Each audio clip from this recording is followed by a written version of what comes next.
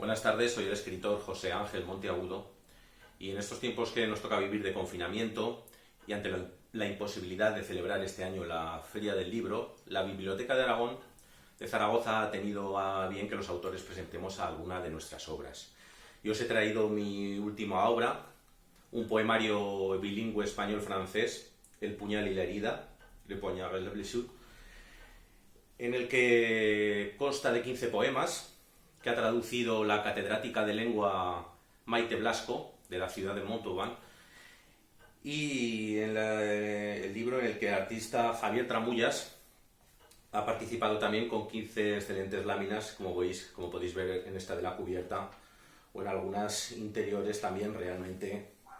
espectaculares.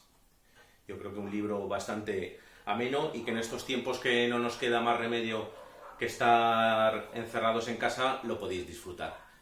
Gracias y ánimo a todos.